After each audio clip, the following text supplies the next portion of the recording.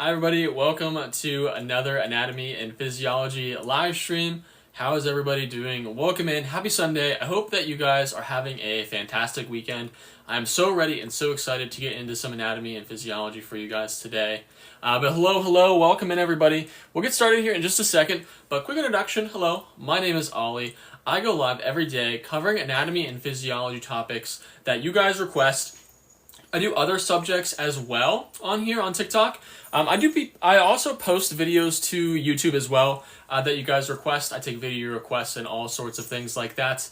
But I go live every day covering anatomy and physiology, whatever topics you guys request. I'm here to help you with your anatomy and physiology summer exams, your HESI and TEAS exams. I have a master's degree in molecular medicine. I've also been an anatomy physiology tutor for about 5 years now. And then today we're going to go through all the A&P material. We're going to go through the introduction. We'll go through some basic chem, some basic cell bio, tissues, integumentary, skeletal, muscular, nervous system, joints, endocrine, cardiovascular, respiratory system. We'll do digestive, lymphatics, urinary, and the reproductive system. We'll get started here in just a moment, but if you guys would crush the like button there, smash the screen. That'll just help it out and get it out to more people. We can help as many people as possible, but we'll get started here in just a second. If you want to reach out to me for any anatomy and physiology notes that I have, if you want to request a topic, or if you would have an anatomy and physiology question in general, you can hit the orange button down in the bottom left corner of your screen. You can message me directly during the live, so you don't have to leave. Just let me know if you guys need the anatomy and physiology notes. I can send you a link to mine. I'm at work now, can't watch. That's okay, you can watch it later. Again, I can also send you the link to my YouTube via that orange button, or you just go to my TikTok Pro. The replay of every single live stream that I do is available on YouTube. I'll go ahead and get started here in just a moment. But again, I also have an ebook releasing shortly for the HESI and TEAS anatomy and physiology portion. If you use that button and message me ebook, I will give you a $20 off coupon that you can use whenever it does release. Alrighty, so let's get started now, everybody. I'm going to flip the camera around, but goodbye. I will show my face here in just another second or so. Welcome my new heart to our live streams as well, but let me go ahead and flip the camera around. Alrighty, we'll start off here with number 1. Which directional term means away from the midline of the body? And I'm also going to pin up this little notice here. It's just a little, like I said, you can reach out to me for anatomy and physiology questions. You can reach out to me about tutoring, my A&P notes. If you need the practice exam, the link to the practice exam. Again, you can get all this stuff on my website as well through my TikTok bio. But if you would like, you can also message me via that orange button. And I'm just going to make sure my phone is plugged in here just so we don't lose power during the live stream. We're going to be live for about 2 hours today. Hello, everybody. Welcome in. If you're new here, thank you for the donut. Thank you for the gift. If you're new here, welcome. My name is Ollie. I have a master's degree in molecular medicine, and I go live every day covering anatomy and physiology that you guys request. But welcome. We're on number 1. Number 1, the answer is B. It is lateral. So lateral means away from the midline of the body. And whenever I think of the letter L, I think of it kind of as like a leg. A capital L is pointing away from this middle here. Middle, but midline of the body. That's how I always remember it's lateral. Medial is toward the middle of the body. So toward the midline. Proximal means toward the point of attachment, and inferior means below a point of reference. Let's move on to number 2. Which organ system is responsible for producing hormones? Which organ system is responsible for producing hormones? What do you guys think it is? Let me know down in the comments what you guys think the answer is for this one. But welcome in, everybody. Thank you guys so much for joining. Thank you guys. Where were you when I was in school? I guess not on your For You page. I'm so sorry. But welcome in, everybody. Welcome. Hello. Awesome. You guys are killing it. Fantastic. Number 2 is C. It is the endocrine system. The endocrine system produces and it secretes hormones, respiratory for gas exchange, lymphatic for immune and fluid balance, muscular for movement and heat production. What about number 3 now? What do we think? What is the main function of the mitochondria? What is the main function of the mitochondria? What do we think, guys? Thank you guys so much for liking the live. I really appreciate it. The more that you guys do smash that like button, the more it does get it out to people. We're trying to help as many people as possible on their HESI and TEAS and their Anatomy and Physiology Summer Accelerated course. I know it's a fast-paced course, but the answer to number 3 is ATP production. Otherwise known as the powerhouse of the cell. Obviously, though, the mitochondria is just more than the powerhouse of the cell to cellular respiration. But DNA replication, that is going to occur in the nucleus. Protein folding, this is going to be in the ER. In the rough ER, my mistake. Calcium storage is going to be mostly smooth ER and the sarcoplasmic reticulum, which you learn in the muscular system chapter. Moving on to number 4, the rough endoplasmic reticulum is covered with what? The rough endoplasmic reticulum is covered with what? I take the TEAS on the 3rd. Good luck on the TEAS. Mind over matter. You got this. Good luck to everybody this summer on their A&P class or their HESI and TEAS or whatever else exam they are taking. Thank you guys so much for being here. I really appreciate you guys being here. Yeah, no, of course. No, thank you for being here. But number 4, the rough endoplasmic reticulum is covered with ribosomes. They're covered with ribosomes. That's the studded ribosomes is what gives it that rough appearance, which hence the rough ER or endoplasmic reticulum, and it makes proteins. Lysosomes are digestive organelles. They're not there. Microvilli increase surface area, not seen there, and centrosomes are going to help with mitosis or cell dividing. They're not on the rough endoplasmic reticulum. Moving on to some chemistry. Which of the following is an acidic pH? Which of the following numbers here on the pH scale would be considered acidic? I'm starting medical school soon and reviewing. Awesome, Jenner. Congratulations for getting into medical school. That's fantastic. That is fantastic. Thank you guys so much. We're at 2,000 likes on the live. You guys are incredible. Thank you guys so much for all the interaction and support here. Thank you. Yeah, no problem. Number 5, the answer is 6. It is C. So acidic pH is anything that is below 7, 7 being neutral, and then 8 and 12 are both basic. All right, we're going to move on to the next page now. Number 6, which macromolecule is made up of amino acids? And just after we finish that last page, if there was anything that we went over for anatomy and physiology and you were unsure of, you can hit there is a little button down in the bottom left corner of the screen. It's orange. I can also set a little pin here.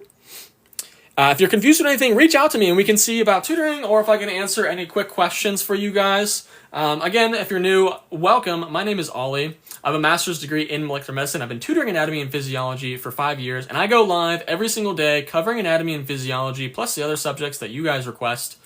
And like I said, my anatomy and physiology notes, those are linked in my bio, as well as the replay on YouTube. But again, if you want those sent directly to you, the link to those, hit that orange button. And I also have an ebook releasing for the HESI and TEAS anatomy and physiology section, releasing soon. The only way to get the $20 discount coupon is to message me the word ebook through that button, and then I will let you know when it releases, and you can use that coupon.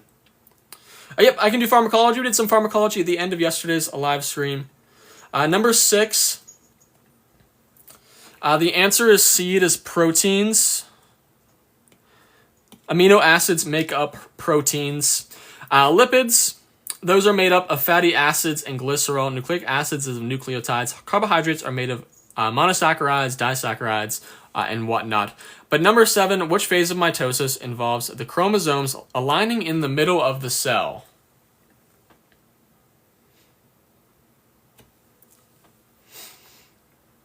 Which macromolecule is made of amino acids? What do you guys think it is? I'm seeing some D's. That is correct. You guys have been saying D's. Awesome. That is correct. It is metaphase. So during metaphase, the chromosomes align at the cell equator. In anaphase, this is where the sister chromatids separate. In prophase, this is where they condense. And in telophase, this is where the nuclear envelopes reforms. Number 8, which tissue type is responsible for contraction? What tissue type is responsible for contraction? Thank you guys for the follows and for liking the live. I appreciate it. I'm tutoring for anatomy and physiology right now, and if you're interested in that, you can reach out to me with that orange button during the live stream so you don't have to leave. And that can be for the class or for whatever exam that you're taking it for. Thank you guys. We're at 3,000 likes on the live now. You guys are incredible. Thank you guys so much. What do we think number 8 is? Thank you guys for the gifts as well. Thank you so much. What was the name of the one that gave? Jan, thank you so much. I appreciate the finger heart. You are incredible. Thank you so much. The answer choice is D for number 8. It is muscular tissue. Muscular tissue contracts. It produces movement plus heat. Number 9. Which connective tissue type cushions organs and binds skin to underlying tissues? What do we think that one is, guys? For number 9, seeing a couple of answer choices here. Let's see. What do you guys think it is? Thank you for the follows as well. Thank you guys so much for liking the live. I appreciate it. I appreciate you guys being here. I love doing these live streams. Like I said, I'll be doing an anatomy physiology live stream every single day. Covering all the topics that you guys request. If you want to request a topic, hit that orange button, and we will get it in there. Number 9, the answer is B, areolar.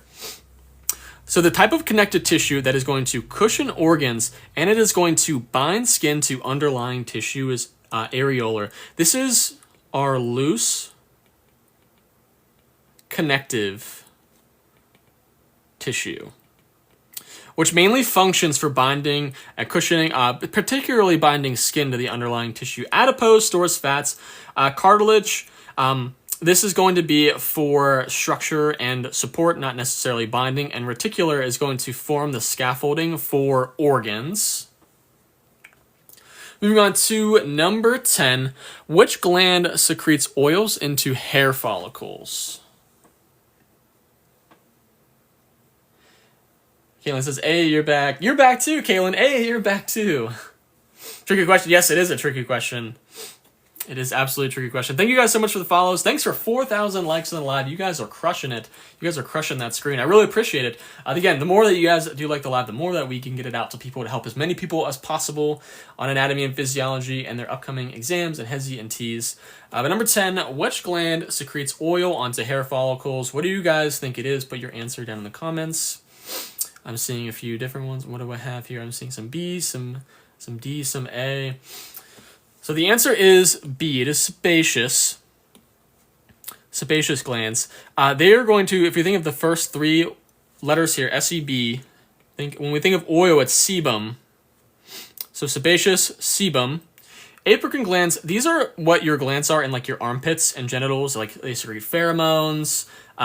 They are more active during puberty. Eccrine glands are your main sweat glands for thermoregulation, like you would see like on your arm and whatnot. Terminus, this is going to be for earwax. Earwax. All right, moving on to the next page. Number 11, which skin layer is avascular, meaning there are no blood vessels, arteries, veins, capillaries, or nerves. Eccrine glands are like your main sweat gland. So apocrine, these are the ones that are going to be like, I think of apocrine, it has an A in it. So I think of like A for armpit. And eccrine, E for like everything else. That's the way I always kind of remembered that. Welcome back, Brianna. Good to see you again. I remember it too. Fantastic. Welcome in, everybody. Welcome. Again, number 11, which skin layer is avascular? What do we think it is? The answer is B. It is the epidermis. The epidermis is avascular, no blood vessels, no nerves. It is supported by the dermis. That's where it's highly vascularized. But the hypodermis and subcutaneous are the same thing. Those are also vascularized, but the dermis is what's mainly vascularized and supports the epidermis. Number 12, which cell type is responsible for bone formation? What do we think that one is, guys? Yeah, always good to come on here and see you live. Always good to see you too, Christina. Thanks for being here. I appreciate it. Welcome. Thanks for 7,000 likes on the live. And if you guys were confused on anything that we've gone over so far and you have some questions, I have this little button down in the bottom left corner. I'm going to pin it on the screen. You can reach out to me with your anatomy and physiology questions. We can talk about tutoring. I have A&P notes and replays of the live streams. I can send to you guys. Those are all linked in my bio, but if you want to send me a direct message just to get the direct link, hit that orange button. I've also have an ebook coming out soon for the anatomy and physiology, HESI and TEAS, and I have a $20 discount coupon code. If you message me through there, that is the only way to get it. You just type in ebook and I will send you the link. Send you the coupon, and then you can use it whenever it comes out. Number 12, the answer is C. It is osteoblast. Osteoblast. So what cell type is responsible for bone formation? Osteoblast, B, the way I think, so B is build. So form new bone, build up new bone. Osteoclast, I think of chew or cleave. That is the one that is going to break down bone. Osteocyte is mature bone cell. Chondrocyte is a cartilage cell. Moving on to number 13. What condition results from vitamin D deficiency in children? And welcome, if you are new here, welcome. My name is Ollie. I have a master's degree in molecular medicine. I've been going live every single day, and I will be going live every day covering anatomy and physiology topics that you guys request. You can request that via the orange button down there as well. But I've been tutoring anatomy and physiology for 5 years now, and I absolutely love doing these live streams with you guys. They're so much fun. We're on number 13 now. The answer is B. It is rickets. So rickets is, in children, they have, when there is a vitamin D deficiency, they have soft bones. Scurvy is a vitamin C deficiency. Osteoporosis is bone loss in adults, and arthritis is joint inflammation. Itis meaning inflammation. Moving on to number 14, the knee joint is an example of what? The knee joint is an example of what? And if I miss any questions, feel free to repeat them. Sometimes I just miss them when I'm writing on my screen. So just feel free to repeat your question if you had one. Perfect, guys. Perfect. Seeing a lot of C's, and you guys are correct. The knee and the elbow as well. Those are an example of a hinge joint. That allows, so if you think about hinge, it's kind of like a door hinge. The knee and the elbow kind of bend like a door hinge. Ball and socket is going to be like your shoulder and your hip. Pivots in your neck. Saddle is in your thumb joint. Number 15. What structure covers the outer surface of bones? He said, I'm ready, yay. Awesome, 10,000 likes on the live. You guys are really killing this. You guys are awesome. Can we go for cellular respiration? Yeah, we can do some cellular respiration. I'll actually be putting that in the live stream tomorrow. I'll be planning that. And if there's anything that you guys want to see, again, hit the orange button, send it, and we'll get it in there for your anatomy and physiology topics. But yeah, we'll go over cellular respiration. But thank you guys for the follows and the likes. I appreciate it. If you're new here, I will be going live every day covering anatomy and physiology for you guys. I know summer's here, and I know that it's fast, and I want to make as much content for you guys. Thanks, Amara, for the gift. I appreciate it. Alrighty, number 15. The answer is the periosteum. So the reason being, this is your dense layer that covers bone. Peri means covering. So in terms like there's the pericardium. That would cover your heart. And the endosteum means inside of. So this would line your medullary cavity, more inside. Cartilage will cover the joint surfaces. Epiphysis is the end of a long bone. That's why it's important to learn your medical terminology, because sometimes that can give away. So if we're put covering, peri means cover, so we're covering our bone. Moving on to number 16, the next page now, we're on number 16 now. Just keep, if you're following along, which mineral is required for muscle contraction and nerve function? What mineral is that? Put your answer choice down in the comments. Let's see what it is. 12,000 likes on the live. Awesome. Do I have anything good for the first exam? Yes, I do have some notes on that. Reach out to me. I can send you the link, the direct link to my website for those. hit that orange button for that. Yeah, I know. I wish I had pictures on here. Have I done digestive system yet? Yes, I have. I will be doing digestive system today, later in this live. I also have done it in the past as a separate live. All my replays are on YouTube. I have a playlist for anatomy and physiology. They're all organized. You can go back and watch all the old ones. And then we'll be doing A&P2 on Tuesday, so it'll come up again. The reason I can't put pictures in here is because for whatever the reason, TikTok shuts off the live. I'm not really sure why. But that's why we don't do pictures here. But I do have videos where we will be covering some of that as well. But number 16, the answer is B. It is calcium. The answer is calcium. So they are needed for muscle contraction because calcium binds to troponin. It removes tropomyosin, so actin can be bound to by a myosin head. And it is also necessary for nerve impulse transmission as it binds vesicles to the membrane and then it releases it into the synaptic cleft. Iron is for hemoglobin in blood. Magnesium is more for an enzyme cofactor, and zinc is in immunity and enzymes as well. Number 17, what is the name of the neurotransmitter that gets released at the neuromuscular junction as a result of calcium? What do we think it is? Put it down in the answer choice here in the comments section. Thank you guys for the follows. I appreciate it. Thank you so much. Can we screen? You don't have to. You can just watch the replay on YouTube afterwards. You can watch the replay on YouTube afterwards. I upload it either the same day or it gets uploaded in the morning the next day. Kind of just depends on the processing time. But if you need some extra help in anatomy, again, you can go to my website and get my notes, or you can reach out to me via the orange button. But number 17, the answer is C. It is acetylcholine. So this is the neurotransmitter that is released at the neuromuscular junction. So if we have our axon terminal, it gets released, and it'll bind to receptors on the muscle. And that allows for the action potential to reach it and allows for the sarcoplasmic reticulum to release the calcium.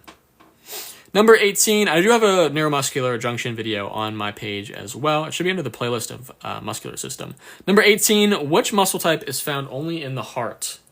What muscle type is only found in the heart? What do we think it is? Put your answer choice down in the comments. You guys got this. Awesome, awesome. What do we think it is? Fantastic. It is D. It is cardiac. It is cardiac. So again, cardiac means heart. So heart muscle is cardiac muscle. Skeletal muscle is voluntary. This is attached to bones. Smooth is found in your organs, and some of your ducts. And then voluntary, that's not a muscle type. Number 19, the structural and functional unit of a muscle fiber is what? And that is when we talk about a functional unit, we are talking about the smallest but largest structure possible that allows a system to perform its function. So put your answer choice down in the comments. Let me know what you guys think. Thank you guys so much for liking the live. Thanks for being here. Welcome. We'll be going live every day covering anatomy and physiology. If you're taking it this summer, I also take some requests as well. Just stick them down on that orange button. I'll go ahead and pin it there for you guys again as well. Just so you can reach out to me if you need any extra help. I'm more than happy to help. I love anatomy and physiology, and I love helping people in it. I think it is one of the most fun classes you can take, despite its difficulty. Number 19, the answer is a sarcomere. It is B. A sarcomere is the contractile unit. The myosin and actin, these are both in the sarcomere. They are part of it. And then troponin is going to regulate the contraction by whenever calcium binds to it. It is going to remove tropomyosin from the actin active site, and then the myosin head will bind. Number 20, which muscle extends the elbow? So we have a muscle that extends, and then we have a muscle that flexes the elbow. Which one do we think it is? Which one do we think it is? Awesome. Thanks for the follows, everybody. I really appreciate it. Just finished anatomy. I start physio next week. Good luck, Uber. Good luck. You got this. I agree it's difficult, but it's so important to know how everything works. Yeah, I know. I think anatomy and physiology should definitely be a high school class for sure, especially in depth like this. I remember myosin and actin from yesterday. Yeah, I can give my little mnemonic to remember that in just a second here. But number 20, the answer is the triceps brachii. That is going to extend the elbow, and the biceps are going to flex the elbow.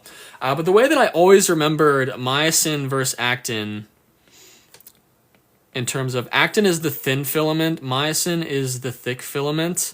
It's inappropriate, I know, I apologize. But sometimes that is just the best way to remember. Myosin for thick was my she's so thick it's a sin.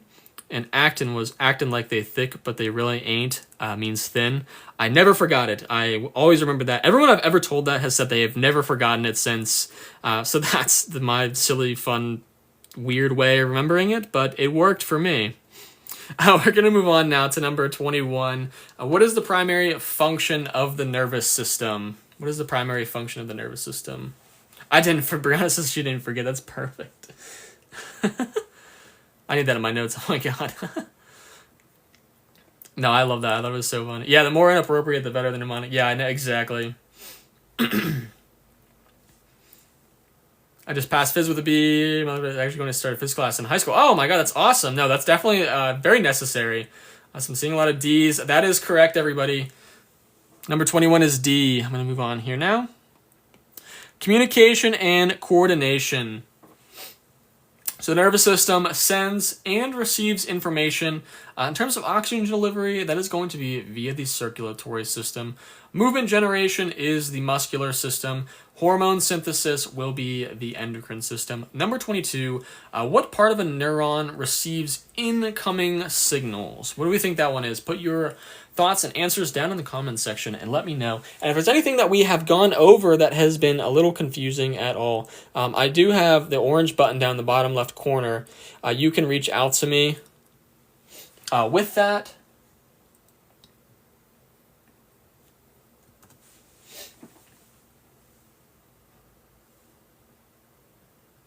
Awesome. Thanks for all the likes on the live, and thanks for all the follows, guys. You guys are incredible.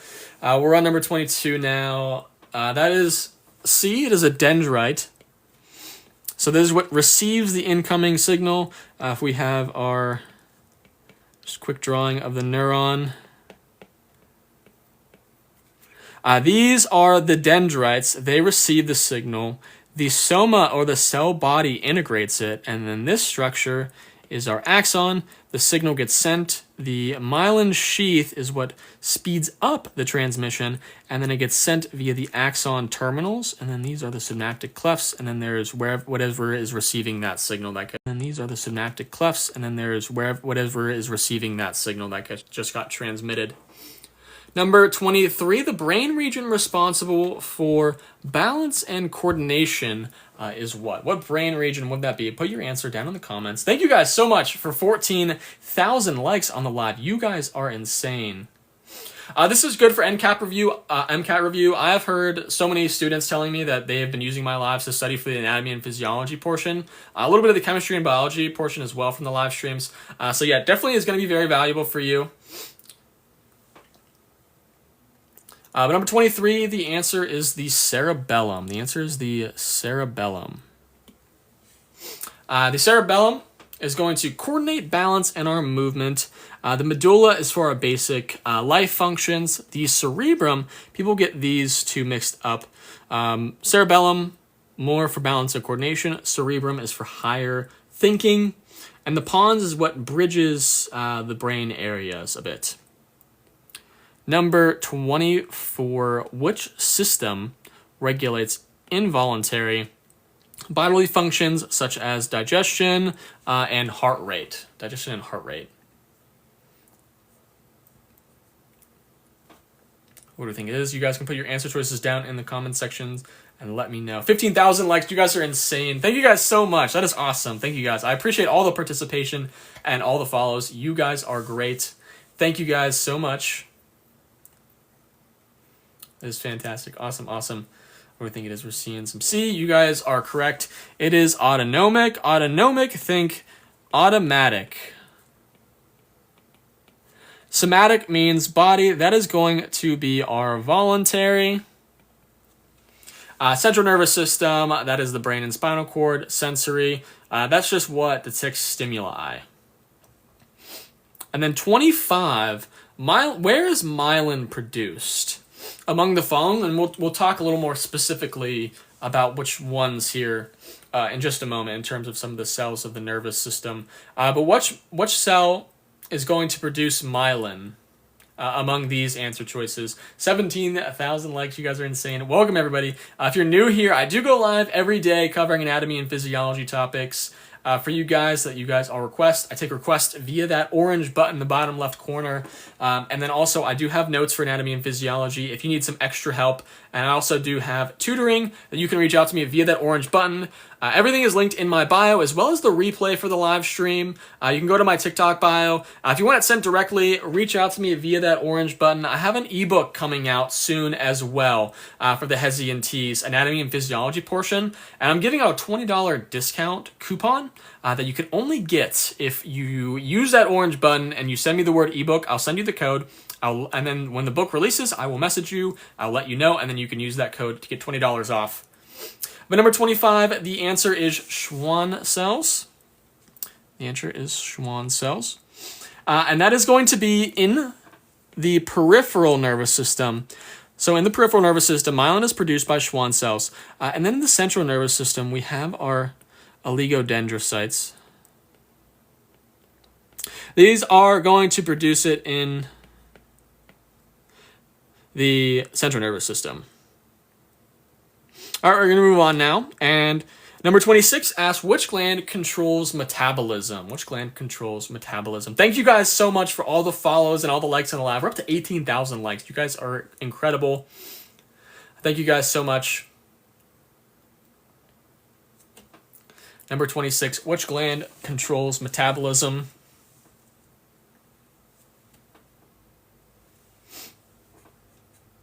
Fantastic. It is the thyroid gland. So anything that has to do with the thyroid is what is going to control metabolism. That produces hormones like T4 and T3. Number 27, what hormone lowers our blood glucose levels? Oh my goodness. My mouth was a little dry. I was a little tongue twisted. What do you guys think the answer choice is? Put it down in the comment section below. Thank you guys so much for the participation. I appreciate you guys being here on a Sunday. I hope you guys are having a great weekend. The answer is C. It is insulin. It is insulin. Insulin allows glucose to enter cells. So the uptake. Whenever it enters cells, it lowers it in the blood. Glucagon does the opposite. It is going to raise blood glucose. And then cortisol raises blood sugar. That is part of the stress response. Aldosterone is sodium and water, so not glucose. Number 28, which hormone stimulates milk ejection? This one, students get will get a little tricked up on. So put down what you think this answer is, and then we will explain how to know the difference between some of the hormones that we go over. Which hormone is going to stimulate milk ejection? What do we think it is? Awesome. So this is what a lot of students get this a little mixed up sometimes. So the question asks, which hormone stimulates milk ejection? There is also milk production. The hormone that produces milk is prolactin, but the hormone that releases it is oxytocin. So that would be the right answer. So prolactin is what's going to produce it in the body. Oxytocin is what is going to eject it. So it is going to stimulate the contraction of the milk ducts, and then prolactin is going to stimulate the milk production, not the ejection. A lot of students get that mixed up, so I always try to explain that one. There's a big difference between ejection and production. Hopefully that made sense. If anything didn't make sense, reach out to me via that orange button. You can send me a DM right during the live. We'll move on to number 29. What structure in the brain connects the nervous and the endocrine systems? And welcome into everybody that just joined. Thank you guys so much for being here. My name is Ollie. I have a master's degree in molecular medicine, and I go live every day covering anatomy and physiology for you guys. Welcome. I also do upload the replay of the live stream to YouTube. You can go to my TikTok bio, and then I also have notes from when I was in the anatomy and physiology class. I got 100% on my final exam, an A in undergrad and graduate school. And you can reach out to me via the orange button, or you can go to my profile for those. Just let me know. I also have tutoring. Reach out to me if you have any questions about that or anything. And especially if you were confused on any questions we have gone over. But thank you guys so much for being here. We're on number 29 now. What structure in the brain connects the nervous and the endocrine systems? That is going to be the hypothalamus. It is the hypothalamus. It controls the pituitary gland and integrates both systems. It is our master regulator.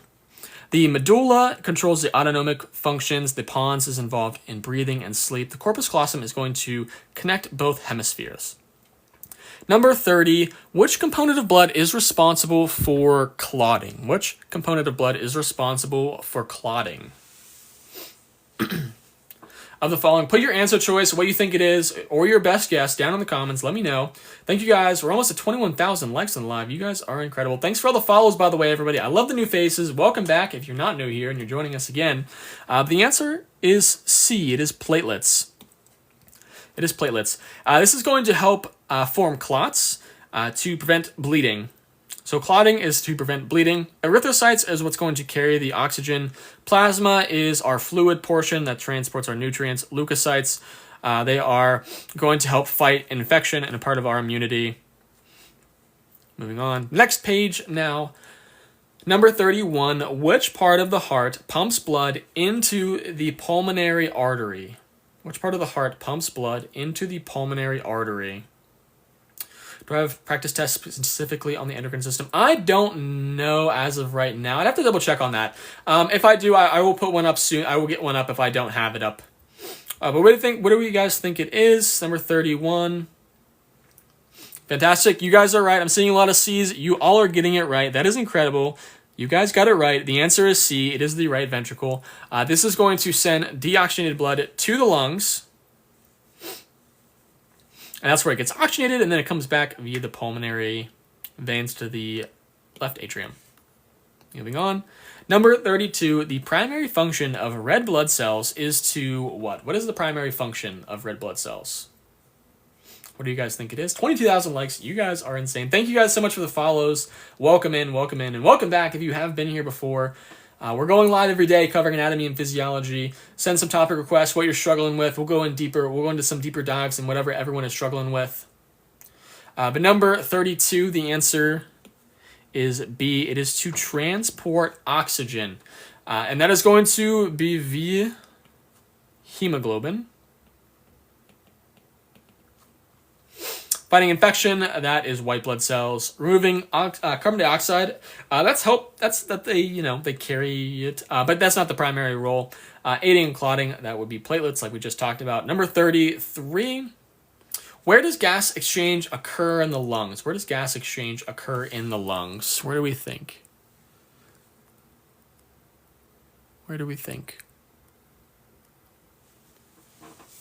Fantastic. Seeing a lot of C's. Awesome. Keep putting those answer choices down in there. You guys are absolutely correct. It is C, is the alveoli. These are the tiny sacs where we have our O2 and our CO2 where they exchange. That's our gas exchange that happens at our lungs and our capillaries. Moving on to number 33. What structure prevents food from entering the respiratory tract? So this is the structure that is going to keep food down our digestive tract and prevent it from going to our respiratory tract. Put your answer choices down in the comments. What do you guys think it is? Saying a lot of C's. Fantastic, everybody. The answer is epiglottis. Is the epiglottis. That is the flap of tissue that covers the trachea during swallowing. Number 35, what structure contracts to increase our lung volume during inhalation?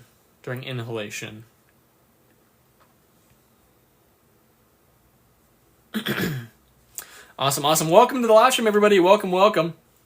My name is Ollie, and I go live every single day covering anatomy and physiology for you guys. Number 35, the answer is B. It is the diaphragm. It is the diaphragm. Whenever its contraction is going to pull air into the lungs. The intercostals help, yes, but they only assist. The diaphragm is the main one, is the primary. The SCM, that's going to be an accessory muscle, and the rectus abdominis, that is in forced exhalation, so no inhalation there.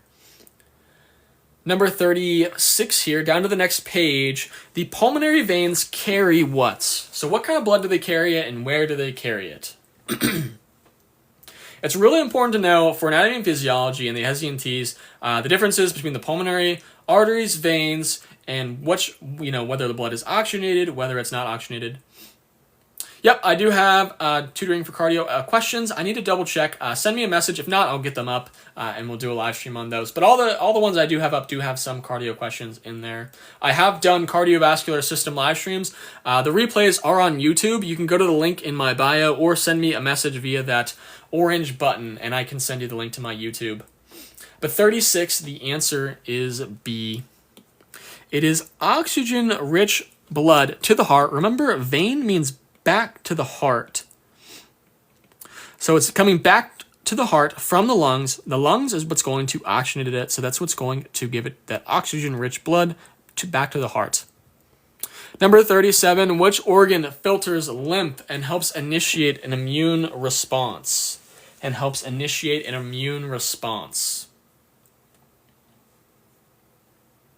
This was fun. Goodbye. I hope to see you again. Thank you. I'm glad it was fun. Thank you guys so much. And thanks for 25,000 likes on the live. You guys are incredible. Thank you guys so much. Thanks for all the follows as well.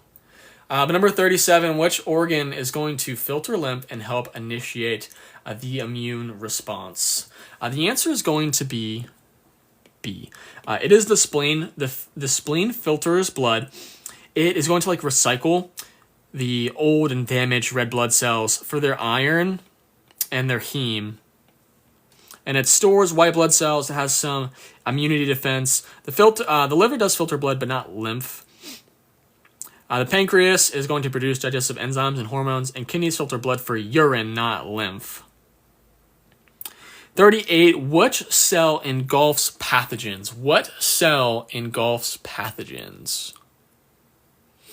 And I also do have, if you're struggling with anything and you need a little bit of extra help, I do have my notes from whenever I was in anatomy and physiology. You can send me a DM with that orange button, and I can hook you up with the right set of notes that you might need. But also you can go to the link in my bio here on TikTok. Send a request for tutoring. Thank you. Awesome. Thank you. Yes, I will get to it after the live, and we could talk about and figure out what to do for you. I appreciate it, though. Thank you guys so much for reaching out. I love connecting with you, so thank you guys so much. I really appreciate it. But number 38, do I do tutor for pathophysiology? Not currently, just anatomy and physiology, but send me a message anyway, and we can talk about it a little bit and see maybe how we can help you out. But 38, the answer is C. It is a neutrophil. Neutrophils are a phagocytic white blood cell, meaning that they engulf pathogens. B cells produce antibodies. T cells coordinate immune responses via the cells, so it's cell-mediated immunity. Basophils are more so for an allergic response. Neutrophils are like our first responders. They're like our EMT and med services. So always give a thanks to your neutrophils whenever you have a little cut or anything. They're always looking out for you, always on their way, just like the firefighters and ambulance. An EMT. 39, what is the function of the lymphatic system? What is the main function? There's a few, but what's the main function? 28,000 likes on the live. You guys are incredible. Thank you guys so much. Seeing a lot of thanks, neutrophils. Yes, always thank your neutrophils. Number 39. Seeing a lot of D's. You guys are all correct. Give yourselves a pat on the back. That's incredible. It is fluid balance and immune defense. It's going to return excess fluid and house immune cells. Number 40, where does most nutrient absorption occur? Where does most nutrient absorption occur? Where does most nutrient absorption occur? Awesome, awesome. 29,000 likes in the live. Awesome, awesome. If you are new here, I appreciate you guys being here. I will be going live every single day covering anatomy and physiology topics for you guys. Send me your requests via that orange button if there's anything that you want. We're doing some HESI and TEAS anatomy and physiology review today. It's going to be a good review for everybody, though, as well. If you just need a pretty good refresher, we'll be trying to figure out what we might need to go a little more in-depth on via these live streams for you guys. And if you want anything more in-depth, reach out via that orange button. The answer is C. Where does most nutrient absorption occur? It is the small intestine, particularly in the jejunum and the ileum. And then the other one is the first segment. This is the duodenum. So these are the three, but these are especially where the most of nutrient absorption occurs. Moving on to the next page now. What enzymes breaks down proteins in the stomach? What is the enzyme that breaks down proteins in the stomach? Thank you so much for the dolphin. What time do I always start? I typically start around 3 p.m. right now. I'll be releasing the live schedule for the week. I'll be going live every day this week. The times will be posted tonight, so look out for my TikTok later tonight, and I will let you guys know what times for the week. 30,000 likes on the live. You guys are incredible. Thank you guys so much for liking and sharing the live. Really am just trying to help as many people on the HESI and TEAS and anatomy and physiology. But number 41, the answer is pepsin. So pepsin, so think of pep. What do we think of when we think of proteins? We have they're made up by peptides. So pepsin, peptides for proteins. This gets converted from pepsinogen to pepsin. This is active, this is the inactive. And then hydrochloric acid is what is going to convert that, and it'll break down proteins in the stomach. Amylase is for carbohydrates. There's salivary, which is in the mouth, and then pancreatic, which releases it into the small intestine. Lipase, lipid. Maltase is going to break down maltose for sugar. 42, the pancreas releases enzymes into where? So we said the small intestine, but where does it release digestive enzymes into? 31,000 likes in the live. You guys are incredible. Thank you guys so much. Also, if you didn't know some of your medical terminology, for the most part, typically when you see ACE at the end of the word, you can assume that it is an enzyme. So ASE, ACE. So amylase, lipase, maltase. Pepsin is an exception, obviously. But number 42, the pancreas releases enzymes into the duodenum. So that's the first part. So we have the duodenum, the jejunum, and the ileum. So remember, they release it into the duodenum. This is where all the digestion occurs, where it's going to continue digestion from the mouth and the stomach. And then once all that is digested, most of the absorption will occur following in the small intestine via the jejunum and the ileum. So remember, enzymes and digestion, absorption. For 43, the liver produces what? What does the liver produce? What does the liver produce? Thank you guys for all the follows. I really appreciate it. I appreciate you guys. Welcome in. Welcome, welcome. My name is Ollie. I have a master's degree in molecular medicine, and I've been tutoring anatomy and physiology for 5 years now. And I will be going live every single day, covering anatomy and physiology and other topics that you guys do request. Number 43, the answer is C. It's bile. Bile is going to emulsify fats, but the liver produces it. It gets stored by the gallbladder and released by the gallbladder, but just because the gallbladder releases it and stores it does not mean it produces it. The gallbladder does not store bile. The gallbladder does not produce bile. The liver produces bile. Number 44, what is the functional unit of the kidney? Number 44, what is the functional unit of the kidney? Whatever you guys think the answer choice, put it down. What time do I normally go live? It's normally 3 p.m. Eastern Standard Time. I will be posting the live stream schedule on TikTok here later today, so be on the lookout for that. I'll be posting it there. Number 44, what is the functional unit of the kidney? The answer is A. It is a nephron. So a lot of people get confused on this one a little bit. Some people think the glomerulus. The glomerulus is part of the nephron. It is not the whole unit. Like we said, the functional unit is the smallest but the largest unit possible for a system to undergo its function. Hence the nephron, filtering blood to form urine. So the glomerulus filters, but it is not the part that forms the urine. Ureter transports urine. And number 45, where is urine stored before it becomes eliminated? Hopefully into a toilet. Put your guys' answer choice down in the comments.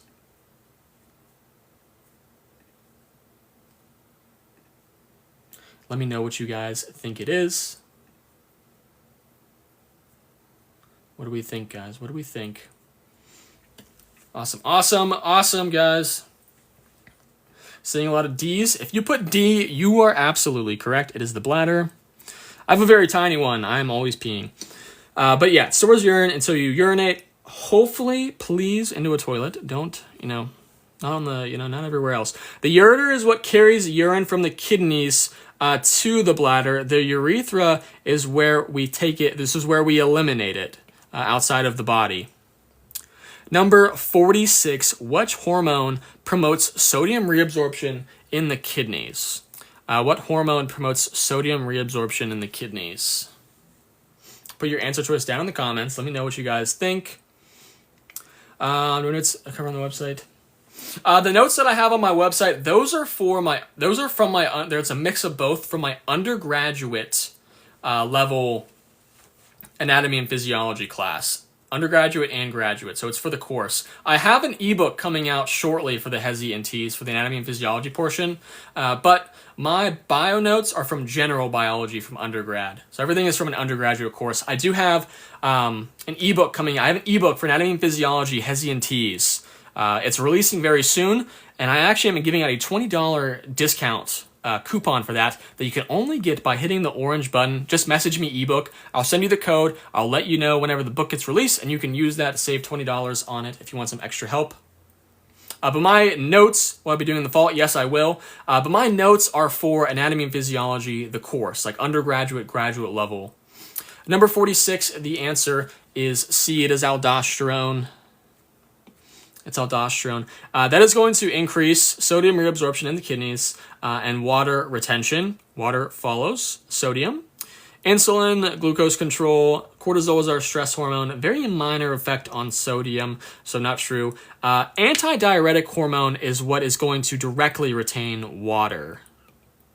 So directly retain water. Number 47, what is the tube that carries urine from the bladder to the outside of the body?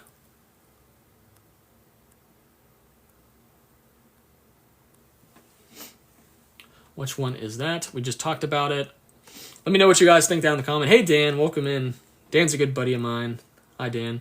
Also, thanks for 33,000 likes on the live. You guys are incredible. Thank you guys so much. We're on number 47 now if you are just joining us or if you're following along.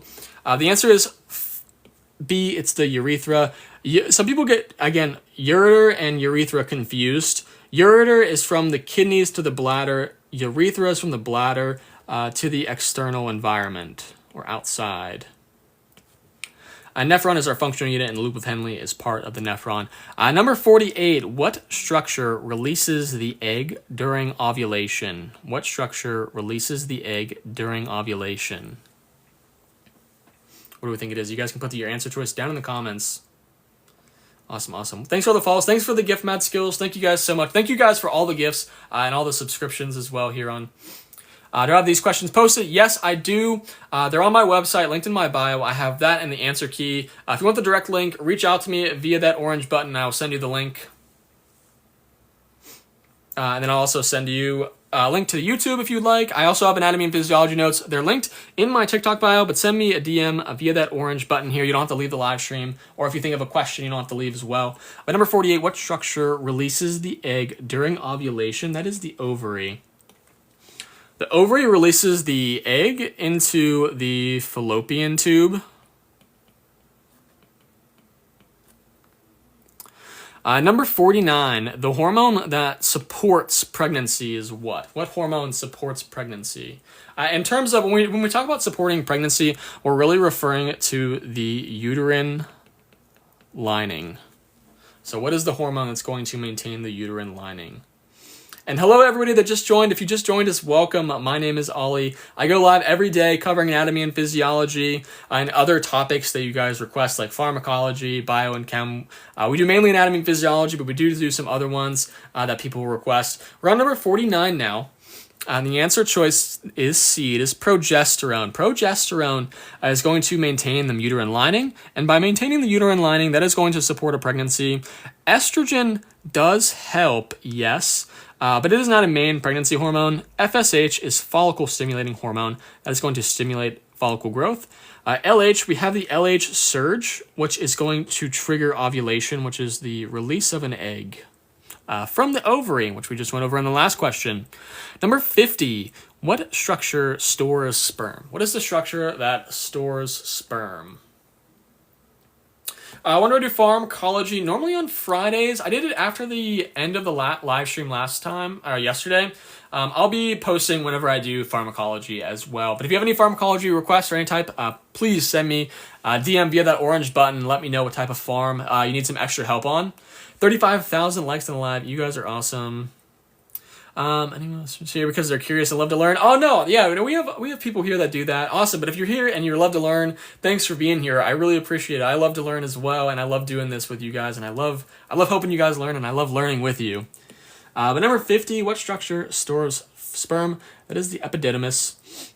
This is where sperm matures and is stored. The vas deferens is going to transport the sperm. The seminal vesicle and the prostate, these are both going to add fluid to the semen. Number 51, what hormone triggers sperm production? What hormone triggers sperm production? Thanks for all the follows, everybody. Thank you for the roses, CJ Harvey. Thank you guys so much. I really appreciate you guys. You guys are incredible. Thank you guys all so much. Respiratory help. Awesome. Yeah, we can do some respiratory physiology, please. You have an exam on the 9th. Yeah, absolutely. We can do a little more in-depth. We're doing anatomy and physiology 2 on Tuesday. Yep, we're going to be doing, when do I end the stream? We have about 75 questions here. I normally try to go live for an hour or two. But we'll do some more respiratory system on Tuesday. Tomorrow is going to be A&P 1. It's a study got a PDF. Yes, this is a downloadable PDF. It'll send it to your email that you use to get it. 37,000 likes. You guys are absolutely crushing the screen. I really do appreciate you guys tapping on it. Thank you guys so much. Number 51, the answer is B.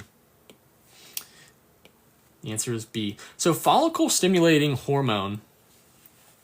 Let's talk about it. Let's talk about this one. So follicle stimulating hormone is going to stimulate the Leydig cells to produce testosterone, not the sperm directly. I'm sorry, that's luteinizing hormone. My mistake.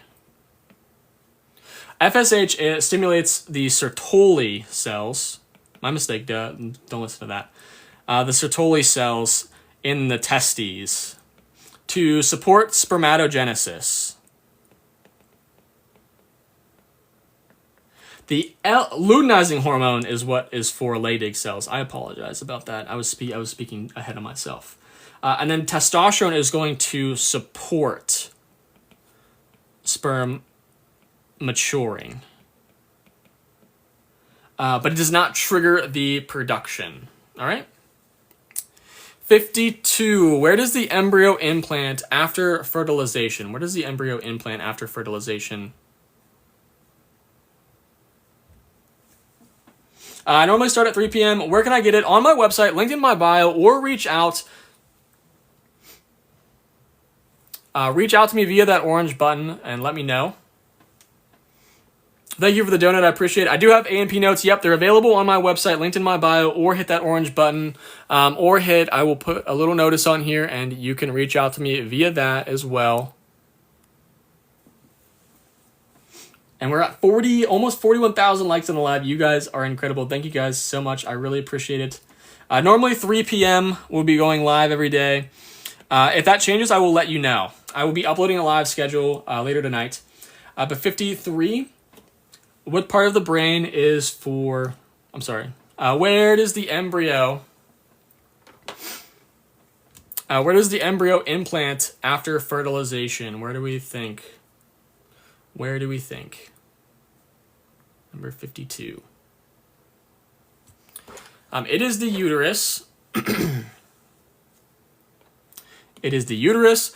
So the uterus is where the embryo implants after fertilization. Number 53. Which part of the brain is responsible for higher order thinking?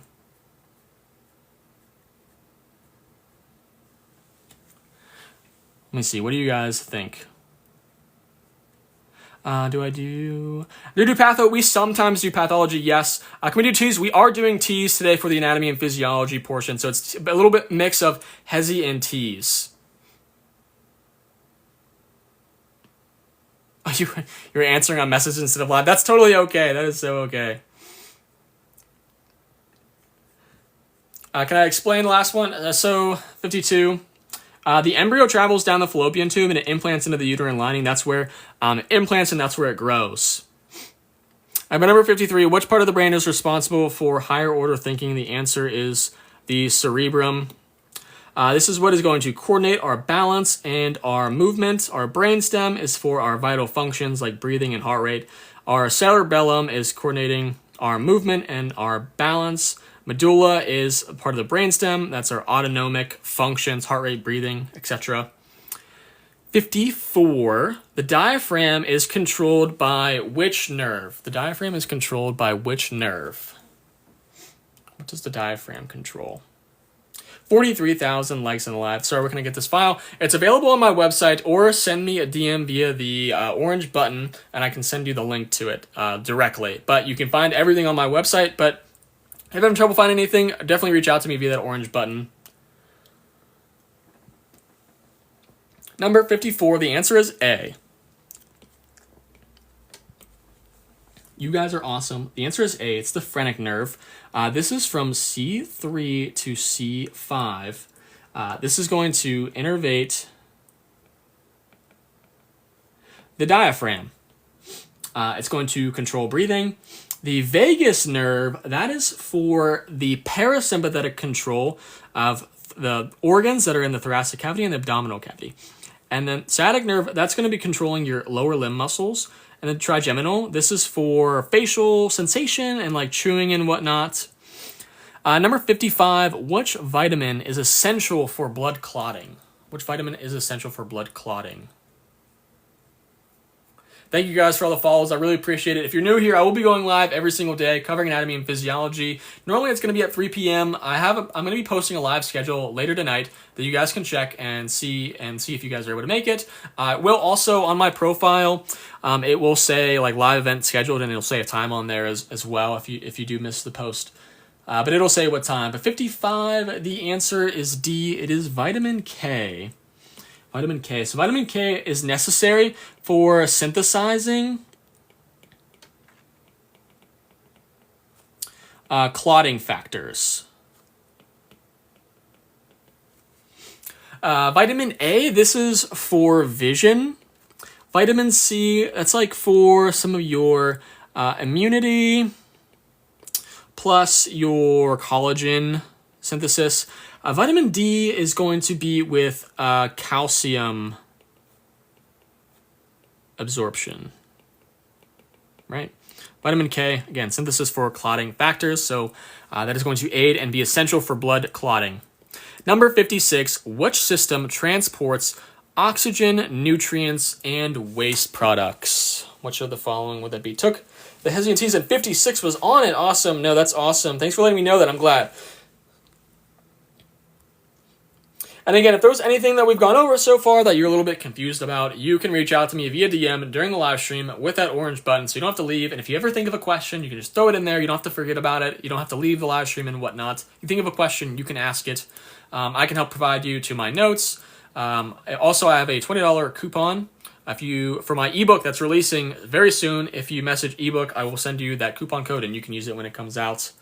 But number 56, the answer is C. It is the circulatory system. Like someone just said, it was on the exam.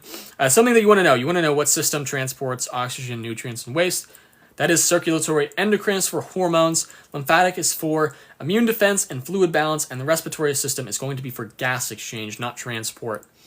57, what is the organ that is primarily responsible for detoxifying blood? What would that be? Which one that would be? And if I did miss a question, I truly apologize. Sometimes I write on my screen and I do miss. Yes, these videos are recorded and they are posted to YouTube. The link to that is in my TikTok bio, or I can send it to you directly via the orange button. I'll send you the link to my YouTube, and then whenever I do post the video the same day, or if it's not the same day, it'll be the next morning. It just depends on the processing time. 46,000 likes on the live. You guys are awesome. Thank you guys so much. I really appreciate it. You guys are incredible. But number 57, the answer is B. It is the liver. So which organ is primarily responsible for detoxifying blood? The answer is liver. It processes toxins, drugs, metabolic waste. The pancreas is going to produce digestive enzymes and insulin, glucagon. And then the spleen is going to filter blood, but not toxins. And the stomach is for digestion. 58. What is the type of tissue that lines the trachea? What is the type of tissue that lines the trachea?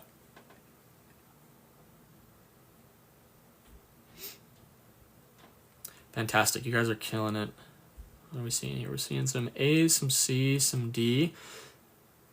What do we think for number 58? The answer is D. It is going to be pseudostratified columnar. So, the pseudostratified columnar, again, so falsely layered. So this tissue it has cilia. It's going to trap and help move mucus and debris out of our airways. So that's why you don't want to have things trapped in your trachea, otherwise you won't be able to breathe. Stratified squamous, that's going to be in your esophagus and your skin. Transitional is like what's in your bladder. Simple cuboidal is going to be kind of more so in tubes, so like your kidney tubules. So stratified columnar has cilia on it, helps move mucus and debris out of the airways. We don't want things to get trapped. We want things to be moving in there.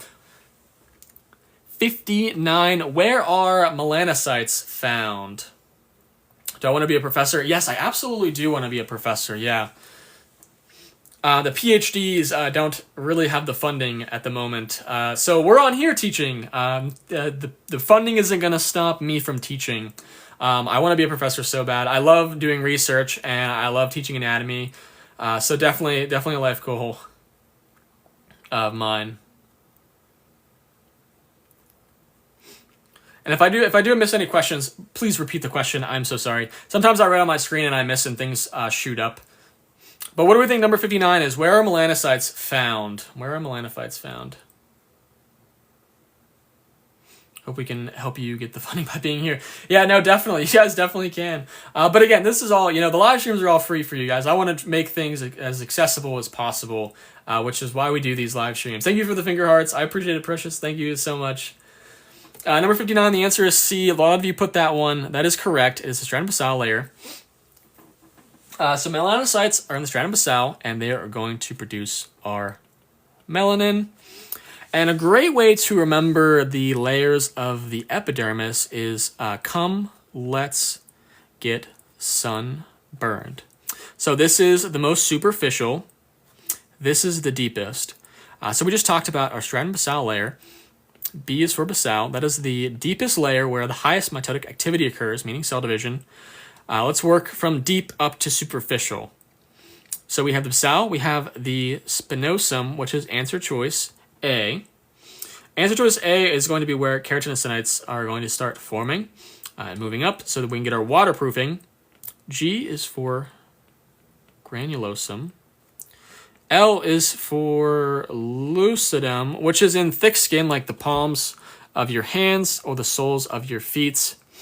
And then the corneum is where it is the outermost layer. That's where like your dead cells are. That's where you're going to shed your skin. But that's just a great way to remember it. Come, let's get sunburned. It's in my chapter 5 notes on the integumentary system as well. I have a whole diagram there. as well. But again, this will be on YouTube for you to go back and do this mnemonic as well. Let's move on to number 60. What structure connects muscle to bone? What structure connects muscle to bone? 51,000 likes on the live. Thank you guys so much. You guys are incredible. You'd be a great professor. Thank you, Catherine. You're going to be an awesome professor. Thank you, Andrea. Thank you guys so much. I appreciate that. That almost makes me cry. Kelly, you can definitely tell you'd make a great educator. Thank you, Caitlin. I really appreciate it. You guys are gonna make me cry. This is why you guys are so supportive and positive and kind. And yeah, I love you guys, and I love doing these live streams with you guys. Thank you. Do I save these lives? Yes, they get uploaded to YouTube. It's linked in my bio, or send me a message via the orange button. Thank you guys for the gifts as well. Thank you guys so much. I'll send you the link to the YouTube via the orange button if you send me a message there, or just go to my TikTok bio. But number 60, what structure connects muscle to bone? The answer is B. It is a tendon. It is a tendon. So tendons are going to anchor muscles to bones. Ligaments are bone to bone. I know a lot of students get these two mixed up, ligament and tendon. Ligament, bone to bone. Tendon is muscle to bone. Let's see, moving on to number 61. What is a negative feedback loop? So a big thing is understanding, like a lot of processes in physiology, they are all due to feedback loops. Most of them are, at least. There's positive and negative feedback, but what is a positive feedback loop? What is a positive feedback loop? You can really see the passion. I really appreciate that. I try to come in here with the energy that you guys deserve. Plus, I love doing it, so that definitely helps. Blue says, yeah, you were great. No, you were great. You guys are really the great ones and the awesome ones. Purple Rose, you're the best. Ollie, you're the best. No, you are the best, Purple Rose. All of you guys are the best, truly. Number 61, what is a negative feedback loop? It is going to be B. It is going to maintain a homeostasis by reversing a change. This is the majority of processes, especially with hormones. It is going to act in the opposite direction. Positive, I'm just going to put positive like that. It will act in the same direction. Think of when you sweat, when you work out, you release sweat that evaporates and you cool down. Positive, that's labor contractions. You want to increase the number of labor contractions, so you increase oxytocin. That's a good example of that one. Number 62, what is the outermost layer of the heart? So positive would be A. So reinforcing the stimulus would be a positive. That would be A. But moving on to number 62, what is the outermost layer of the heart? And we just had 55,000 likes on the live. You guys are incredible. Thank you guys so much. Let me know what you guys think it is. Another example of, I have two for you right off the bat here. For positive feedback, think of breastfeeding. You want to increase the amount of milk being produced, so you increase prolactin. Blood clotting, you want to increase the platelet formation. So those are two. You amplify the stimulus, or you act similar to it, or reinforce it. But 62, this is so fun. Thank you, Big Mom. I appreciate it. Thank you so much. I'm glad this is fun. I try to make these fun and learning and interactive and whatnot. But 62, the outermost layer of the heart. So some people can get a little bit confused with layers of the heart. So let's talk about it. But the outermost layer. So we're talking about the layer. So that's going to be the epicardium. Epi means above. So outermost, epi for the heart. So epicardium above the heart. A lot of people get it confused with the pericardium. Peri means covering.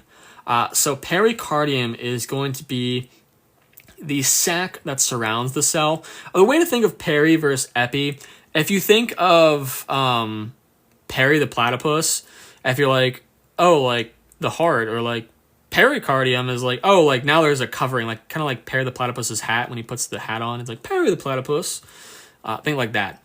Myocardium is the middle muscular layer. Myo means muscle. Endo means like inside, like it's kind of like inside. So it'd be the innermost layer.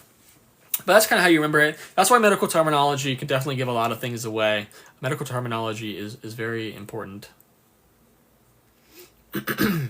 Number 63, which part of the brain controls temperature regulation? Yep, so you are able to go back. Jordan says, I have my first farm midterm tomorrow. I'm freaking out. No, don't freak out. You got this, Jordan. Keep it up. Keep your farm flashcards going. Learn your mechanisms. Just keep it up. You got this. I remember you in some of my other pharmacology live streams, which I think you've been there before. But if I remember correctly, you did very well on the live streams. So definitely keep the confidence up. Just keep studying. Keep consistent, and you can definitely do it. But 63 now. Which part of the brain controls temperature regulation? It's D. It is the hypothalamus. Remember, our hypothalamus is our master regulator, regulating mainly temperature plus hormones. I should say endocrine.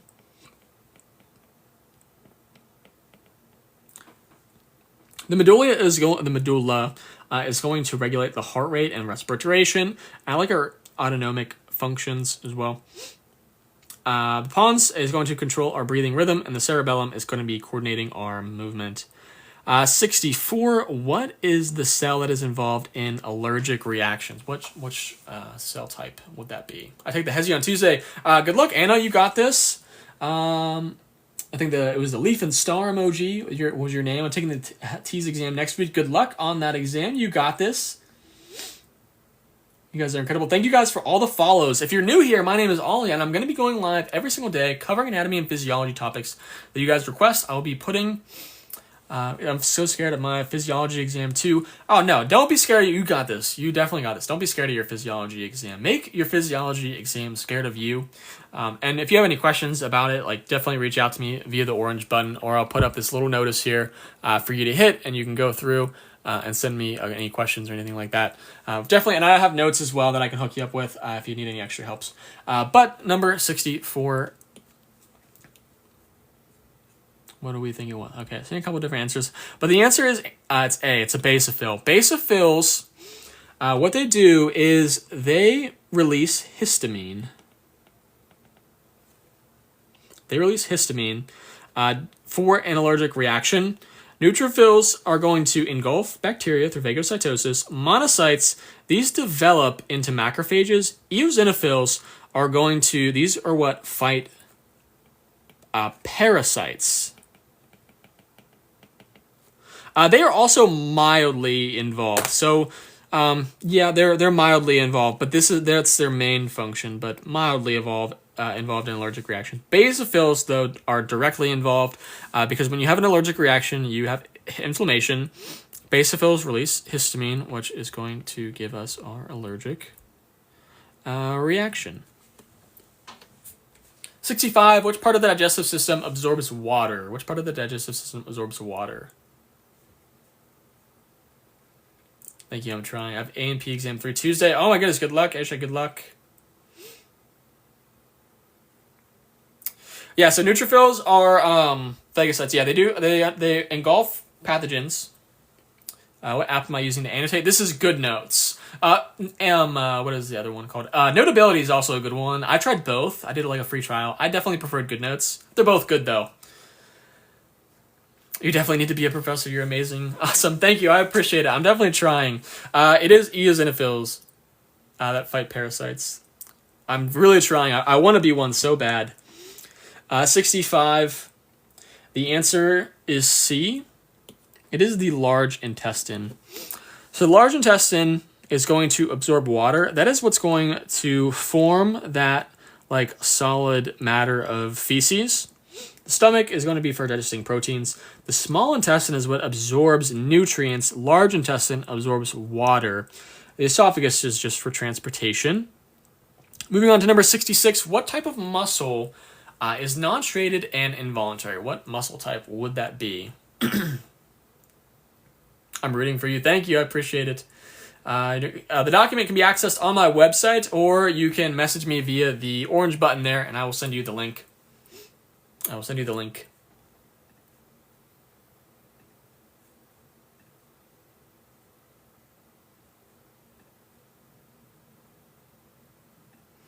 Fantastic. The answer is C. It is smooth.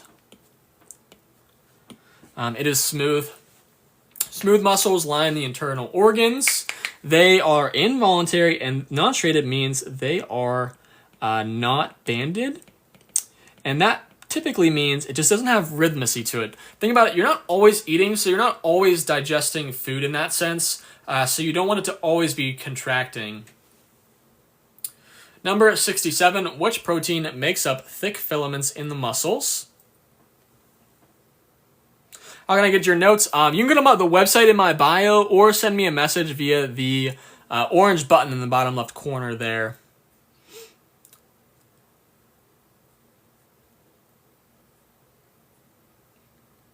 I had this when I was just taking A&P, I know.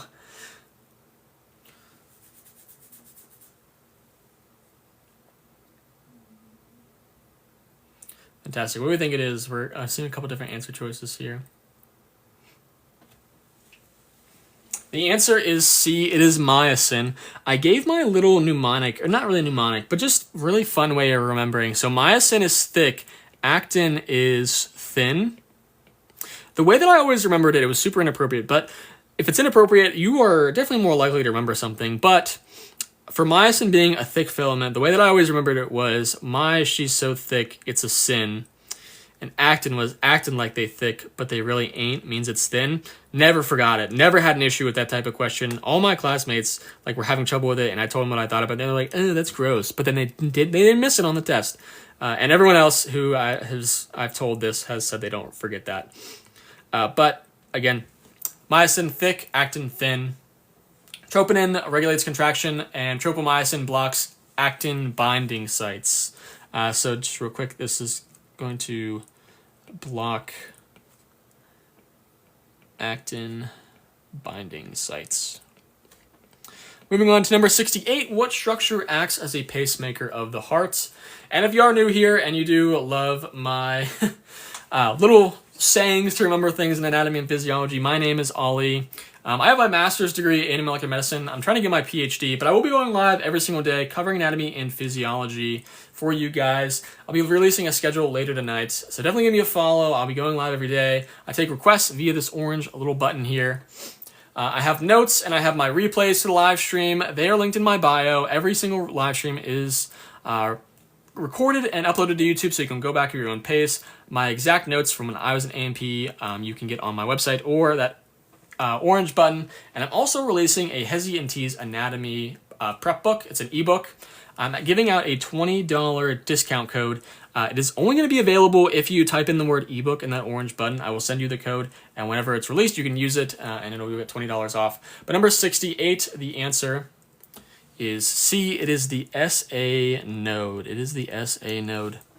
So the SA node is going to set the pace of the heartbeat.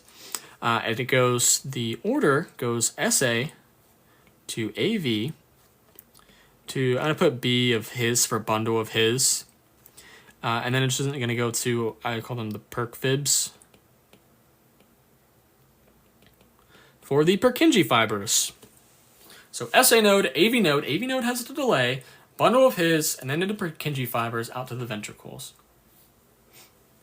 So the bundle of his just transmits the signal from the AV node to the ventricles, and the Purkinje fibers distribute that signal throughout the ventricles. Number 69, which lobe of the brain is going to process visual information? What lobe of the brain is going to process visual information? We're at almost 65,000 likes on the live. You guys are really crushing the like button. Thank you guys for the gifts that you've given all throughout the live stream. I really appreciate you all. You guys are all incredible. I appreciate the follows, all the likes, you guys sharing the live. The more that you guys do like it, the more that we can get it out to as many people as possible to help on their upcoming anatomy and physiology exams. So I do appreciate it. Thank you guys so much. You guys are incredible. But number 69, what lobe of the brain processes visual information? The answer is B. It is the occipital lobe. The occipital lobe is going to process the input from the eyes. The temporal lobe is for our auditory. Parietal is going to be like touch and any sort of like spatial information, and the frontal lobe is thinking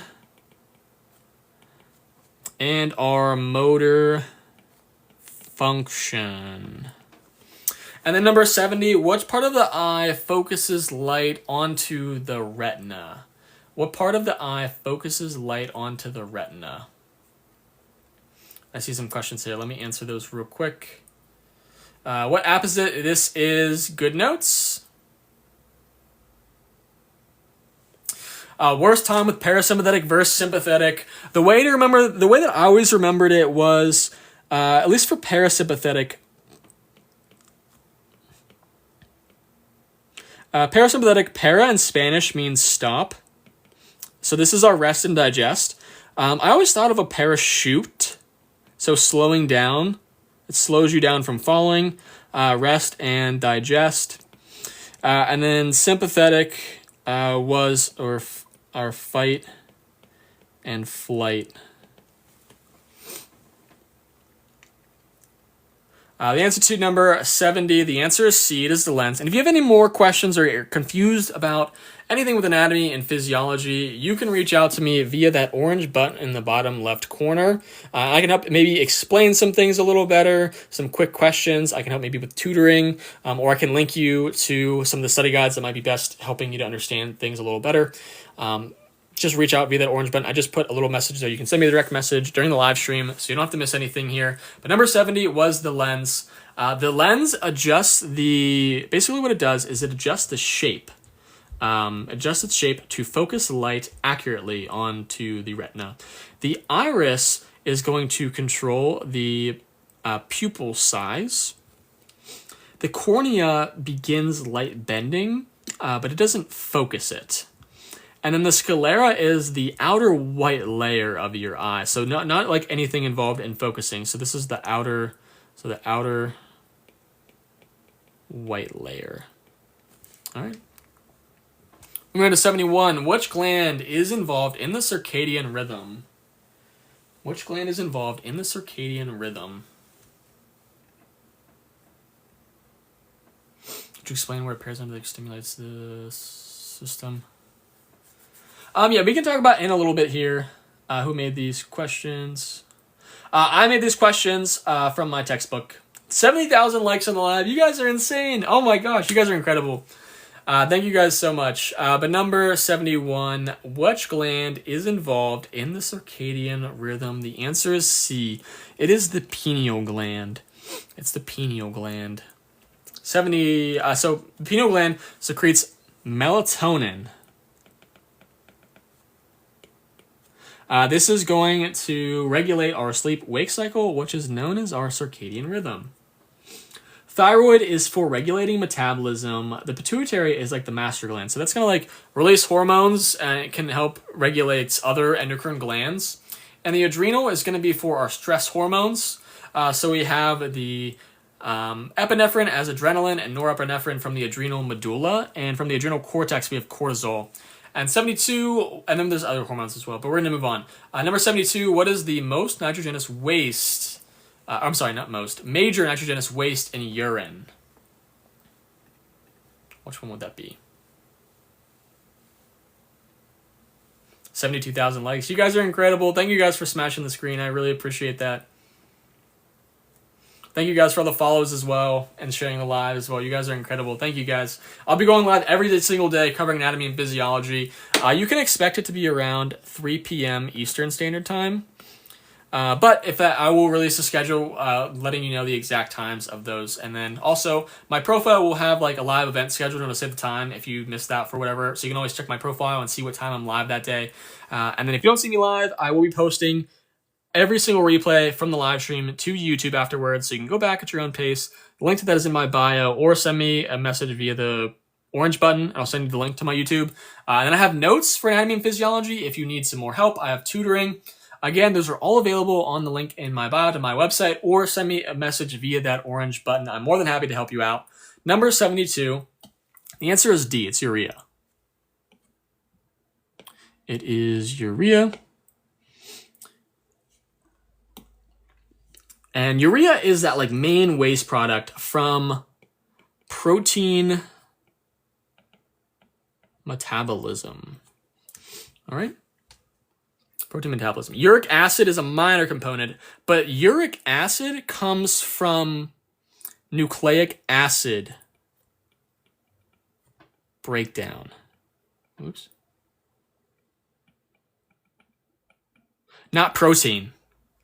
And then creatinine, that's from muscle metabolism. So that's not nitrogen's main form. And ammonia is what gets converted into urea to get excreted. Ammonia is toxic, and our body gets rid of that toxicity by converting it to urea. Number 73, what type of immunity results from vaccination? What type of immunity results from vaccination? Thank you guys for all the follows. I really appreciate it. Thank you guys so much. Yep, I do have practice questions available for us. You can either watch the replay on YouTube, or you can go to the link in my bio to the practice test, or send me, if you want the direct link, send me a message via that orange button. Take my TEAS. These lives are very helpful. Also, I'm so glad. Thank you so much, EJ. Thank you so much. If you need tutoring, message me via that orange button. We can definitely talk about it. Make sure we can get you at the right place. 75,000 likes on the live. You guys are incredible. Thank you guys so much.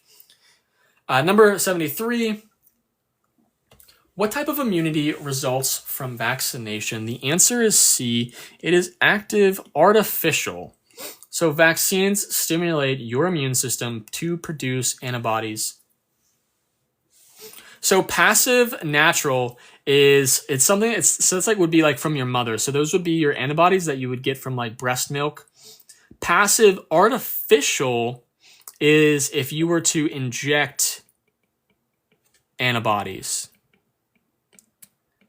So why it's active artificial is because it is being introduced to the body, but it is introducing the whatever we're vaccinating against. And then the body can fight it off and then produce its own antibodies. So active artificial means we're artificially putting the thing we're vaccinated against into the body so that it can produce its own antibodies. Passive artificial is where we are just skipping that step of immune defense and we are directly injecting the antibodies. And then active natural is just where you get infected or you recover. Or you just recover. Does that make sense? Are we a little are we good on the active and immunity and stuff?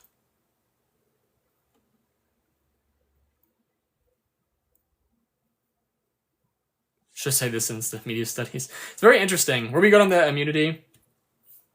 Yes, okay. Like I said, I do upload the replays to YouTube, so you can go back and listen to them as well. 77,000. You guys are insane. Thank you guys so much. I really appreciate all the likes on the live stream. You guys are incredible. Thank you so much. Maybe this might be the first time we hit like 100,000 likes on the live. Thank you. Bye. See you tomorrow, Catherine. Sid, thank you. Thank you for being here. Thanks for all the follows as well. But number 74, what does the SA node do? What does the SA node do? Here's an answer from the... Not Siri. I'm asking you guys to answer, not Siri. But maybe we'll hit 100,000 today. Who knows? You guys are killing the like button. You guys are crazy. Thank you. In a good way. Crazy in a good way. But number 74.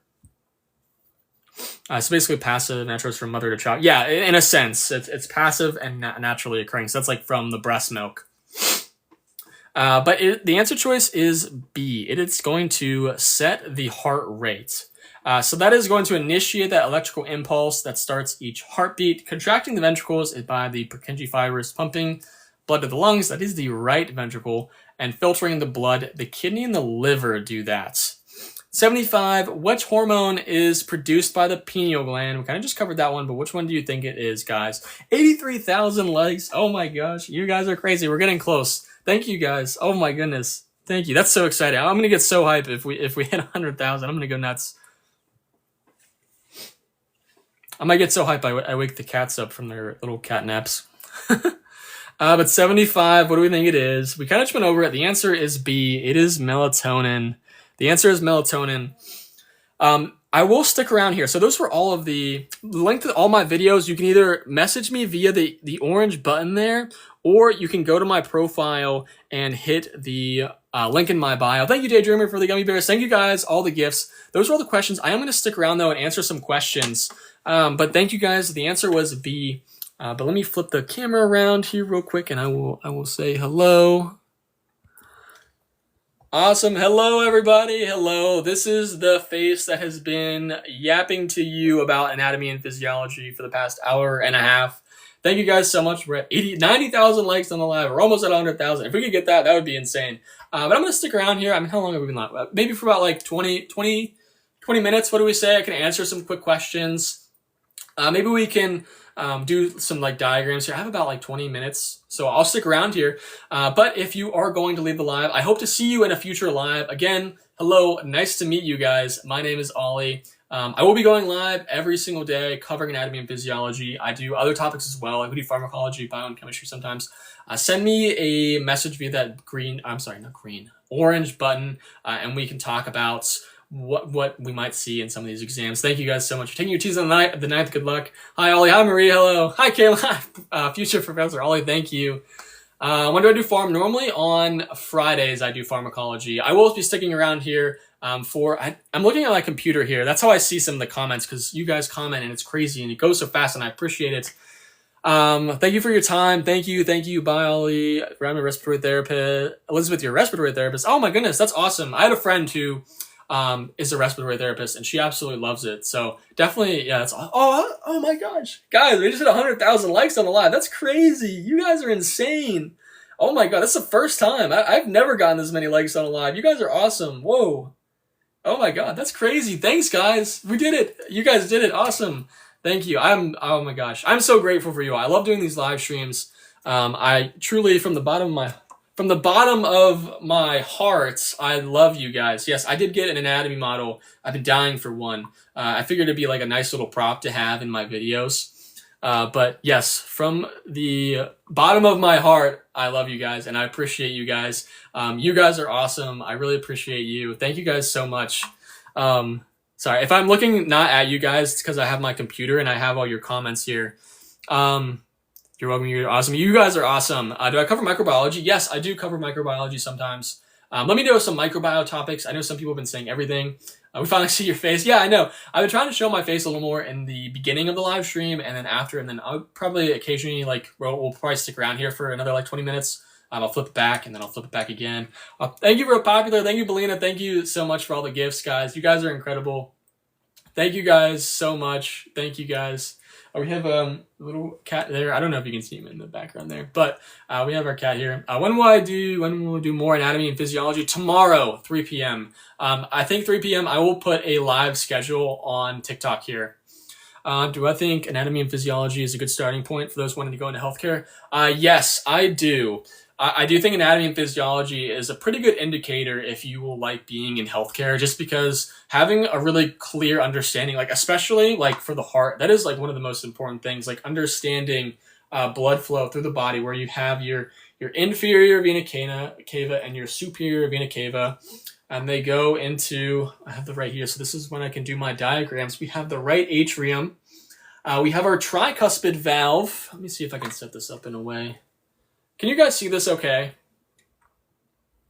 I know like sometimes my lighting gets a little weird, but we have our tricuspid valve, and this goes into the right ventricle.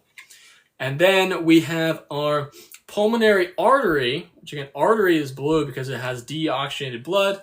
We have our pulmonary valve.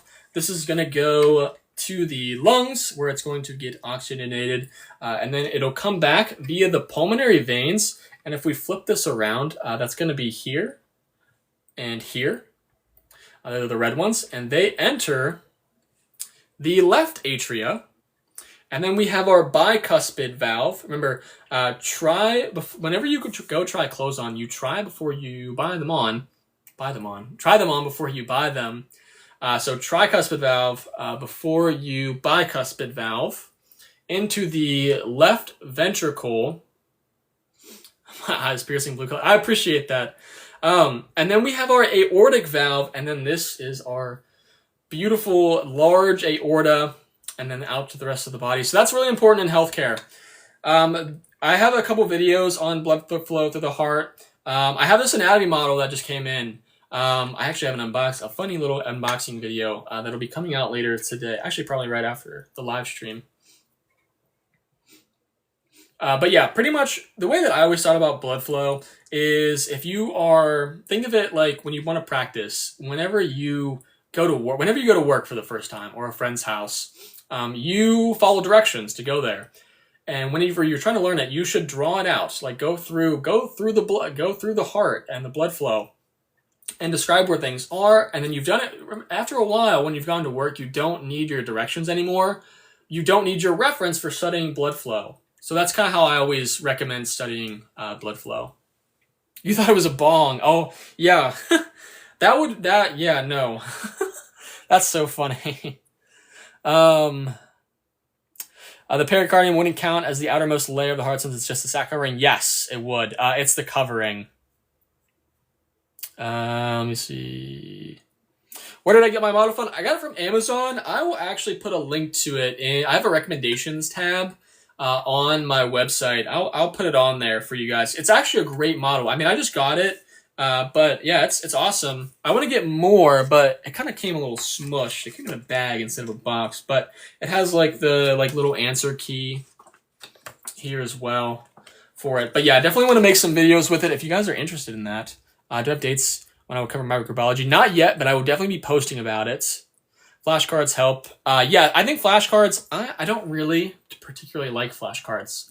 I use those for terms. That's how I kind of get started. Let me see. Yes, so you can get this video from today on my YouTube. The link is in my bio, or you can send me a message via that orange button.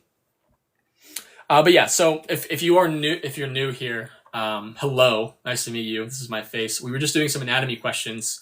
My name is Ollie, and I do go live every day covering anatomy and physiology, and I do take other questions. Sometimes we do some other stuff.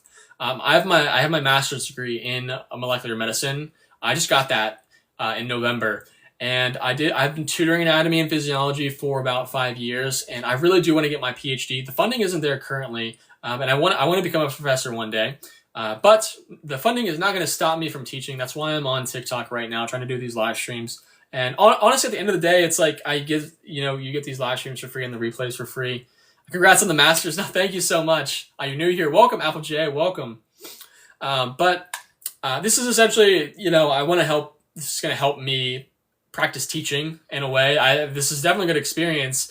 A year ago, I would not be able to sit here with my face in front of a camera and live stream. Genuinely wouldn't be able to do it. So I think there's always room to improve for sure.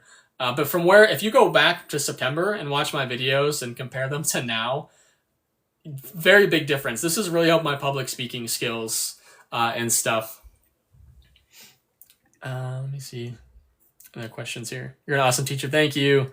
Thank you. And then I will answer some questions here. You'll be a great teacher. Thank you so much. I really appreciate you guys. You can do it. Thank you, Caitlin.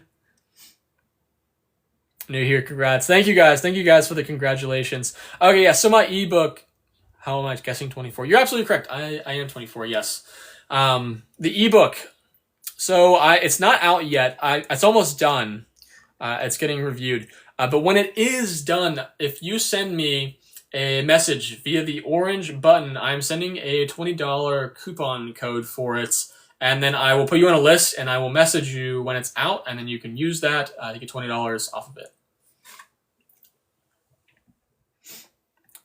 Alrighty. And then were there any quick questions? We can do some how much time do I got here? I got 15 minutes. Were there any anatomy and physiology, diagrams-ish that you kind of wanted explained at all? For some extra help on things. Check the study guides on my website. They're linked in my bio. Let's flip it around. All right, can we see my screen okay? We're live again tomorrow at 3 p.m. I'll do dainty. When we're doing the kidney, I'm going to have some more kidney questions on Tuesday for A&P2. Was there any quick diagrams? I have 15 minutes here. I can try to answer any anatomy and physiology questions that you guys have. Can I explain the kidney? Yeah, what about the kidney do you want me to go over? Just about the functioning, anything like that. Let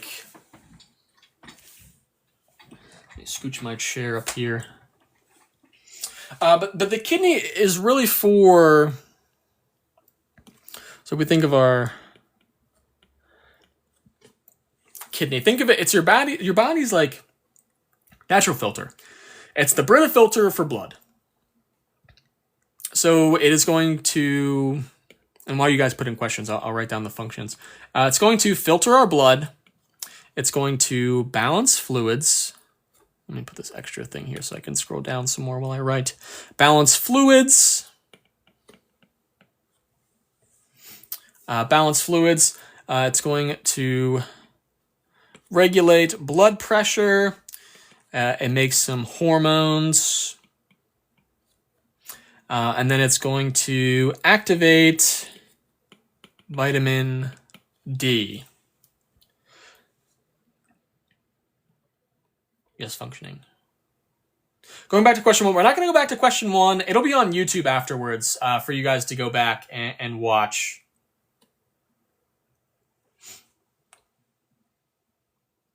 Let me see.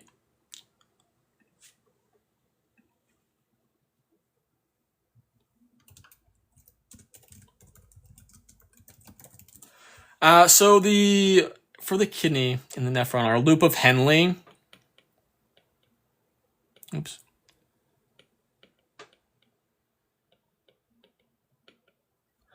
This is going to, so it's located in the nephron. There's 2 main limbs. You have a descending, and then you have an ascending.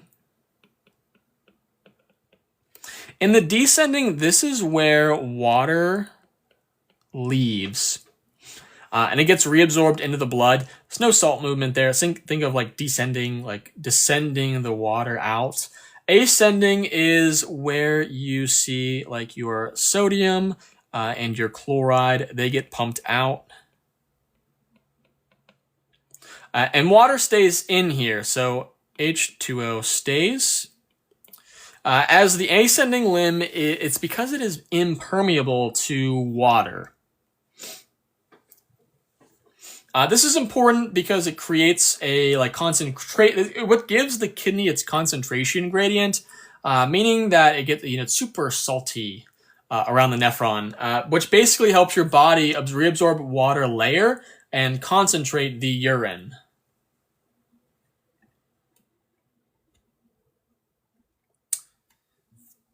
Most effective way to study active recall, spaced repetition, and explaining things out loud. You want to be explaining things out loud, actively recalling it from memory, not rereading anything, and you want to be introducing it every so often. Thank you. Yeah, no problem. Any other quick questions about it?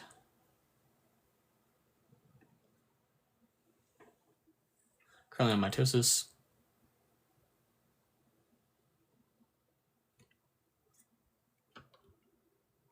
Been a pharmacist for 32 years and enjoying refreshing. I was a pharmacy technician for 4.5 years, so I definitely, pharmacists work very hard. So I know that you put an OT at work. Pharmacists definitely don't get enough recognition. So when we're talking about leaving, we're talking about outside of the nephron.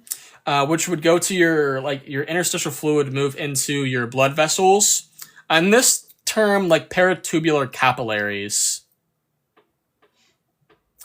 So water, whenever we're in the descending limb and water moves out of the tubule into the salty tissue around it, the renal medulla, it then gets reabsorbed by the nearby capillaries in the bloodstream.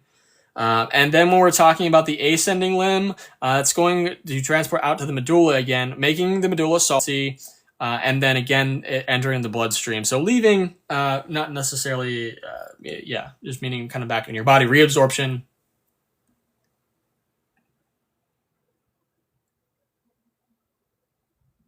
Fun when whenever in multiple exams. Thank you for the rose, I appreciate it. Thank you so much. Any other just quick question? Other quick questions?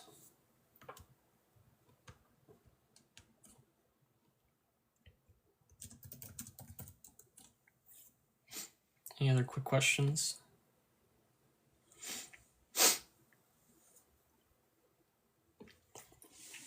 Or just anything, but I will be live again tomorrow at 3 p.m. Eastern Standard Time. Put it right here, 3 p.m. Eastern Standard Time. Tomorrow's Monday. We do A&P 1 on Monday, so we'll be doing A&P 1.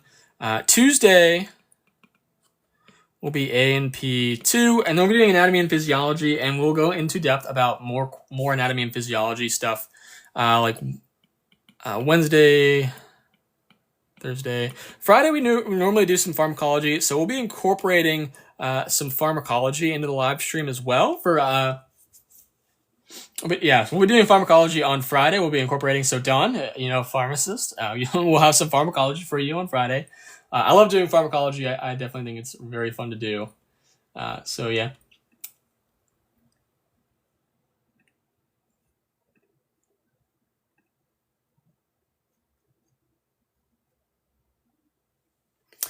So what did I say I used to remember actin and myosin?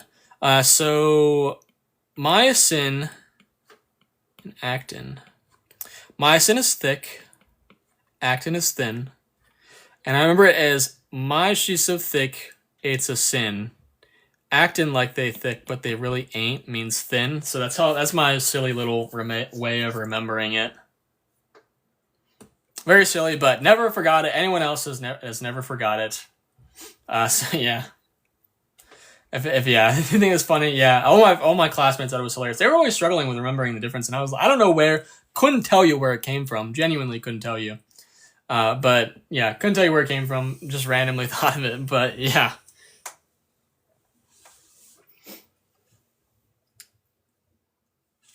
Any other quick questions here? I got like a couple minutes here. Just like I got like 5-10 minutes here. Any just like quick questions, or if you have any just anything quick, I can stick around here. I got some time, and then I got to get going. Today was both A&P 1 and 2. There was a little mix of both. I try to have it so that I try to incorporate everything, because I know a lot of people, everyone's starting this summer semester. So I'm trying to figure out where people are struggling the most, and then we can kind of go more in depth. And then in terms of A&P 1 is normally on Mondays, and then A&P 2 is normally on Tuesdays, and we dive into those topics a little bit easier, or a little bit more. I take my HESI exam tonight. Oh my goodness, Caroline, you got this. I think I've seen you in here a few times, but yeah, good luck. Thanks for being here, by the way. I hope this has helped you for your HESI tonight. Definitely, if you're feeling like it, I know I know you're gonna do well and you're gonna accelerate. But definitely send me like a DM or a comment how it went. I'd love to hear about it. I always love hearing how people do on their exams. I always love like trying to celebrate with them and stuff, because you deserve to be celebrated for passing those tests for sure. I saw some question. Thank you. Yes, I took my anatomy final, and now the HESI. Oh my goodness, yes. So if you did well in the anatomy final, I definitely would say that you're gonna do well on the HESI and TEAS. First test Thursday. What should I study? So what's not clear yet? What's on your test? That kind of depends what you should study.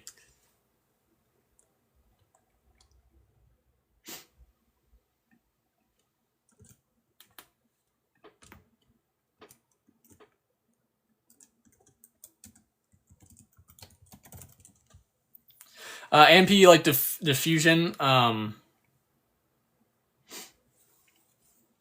we talking about like what? Like we talking about like in like oxygen and carbon dioxide, or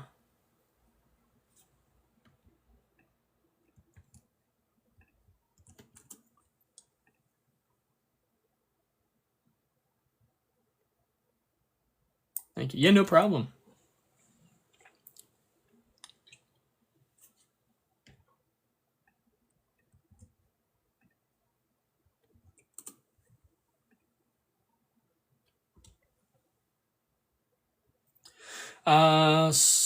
Chapter 1, AMP 1, since medical terminology, best way to study for the medical terms, flashcards. For the labeling, for the anatomical terms, practice labeling. That's definitely the best way to study that. So cell diffusion. This is essentially how substances move across the cell membrane.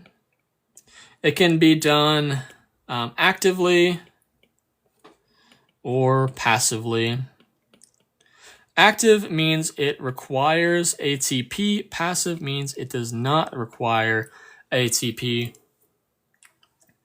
But when we're talking about passive cell diffusion, so no energy is needed, and cells need to diffuse to, one, get nutrients, and two, get rid of waste. Just kind of like your body, like you need to eat and then you need to get rid of it via urination or defecation. So waste removal.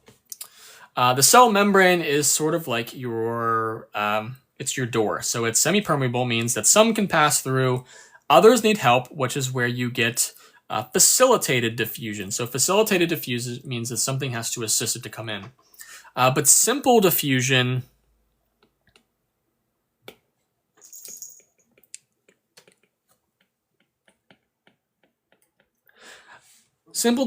is where you have like smaller, they're nonpolar molecules typically, they move straight through the membrane. Facilitated diffusion is where some sort of, they're larger molecules, so they need help. So they need a channel, or they have to have like a carrier protein, and things like that. So diffusion is normally from high to low. No energy is used, and then it's mainly essential there for nutrients and waste.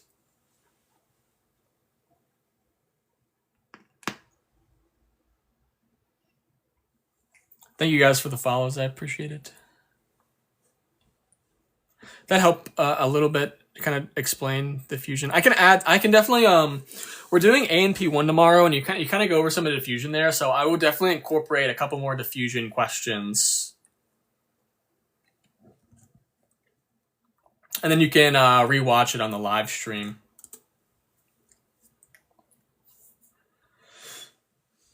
Yeah, so passive transport is like that umbrella term. Osmosis is water molecules. So think of water. So water moves from high to low concentration of water.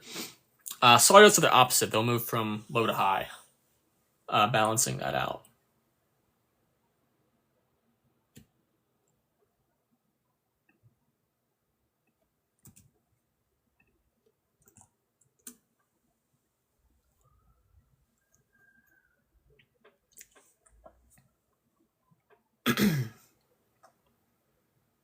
Yes, I'm watching a lot of your lives on YouTube tonight before my exam. Awesome. Yeah, let me know if you need me to send you like the link to the playlist, or if you're able to find it, or whatever, hopefully. But yeah, you got this. Don't worry about it. You definitely got this. I'm very excited. If I do hear from you, I know it will be with good news. So you definitely got this.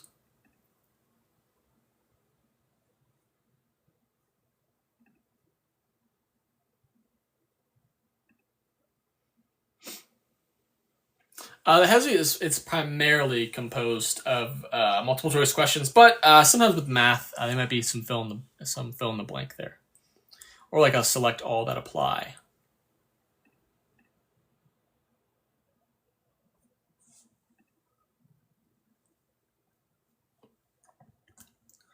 But last like minute or so here, just kind of talking, but welcome. If you're just kind of joining through, we're kind of at the end of the live stream here, but I do go live every day covering anatomy and physiology. Tomorrow will be A&P1, and then Tuesday will be A&P2. Oh, you already have my playlist on a tab already? Oh, you are, oh my gosh, that makes my day. I had no idea that people did that. That's incredible. Thank you. That made my day. Thank you, Caroline. But good luck today. You definitely got it. You're going to kill it. I know it.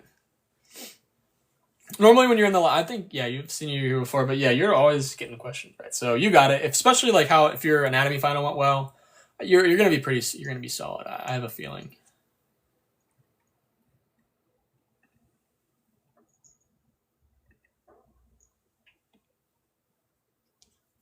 But today was an incredible live. I really appreciate, for those of you who have stuck around here. But thank you guys so much. I got an 89 on my confident. Yes, awesome.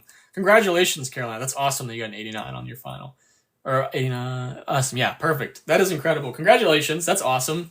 But today's live has been awesome. We had 120,000 likes. That is like the most likes on a live I've ever gotten. And I think like, yeah, that's insane. I'm so grateful to do this. I love doing this. I started this as like kind of a way to, you know, as a little creative hobby. PhD programs got, you know, lost their funding, and I want to become a professor, and I wanted to get experience teaching, so I decided to make this TikTok to kind of work on those skills and refine those skills. And yeah, a year ago, I would not have been able to sit in front of a camera and talk to people live and put my video in a face, or yeah, but it's been fun doing this. I appreciate you all being here. So how did I become so good in understanding the sciences? Yeah, I'll put this real quick while we say goodbye. I will put my face on here. Alrighty. Alright, can we see me? How I got good was just a lot of repetition. Hopefully that doesn't fall. I think really like my main understanding came in graduate school. It was rough, grad school. I had an exam. I had like 2 or 3 classes. They were 8-week classes. Every 8 weeks, every class had an exam every week. It had like 1 to 2 papers and then 1 to 2 presentations. So I had to quickly learn information, be able to write about it scientifically in a paper, put it out there. I had to quickly whip up presentations, all while working full time too.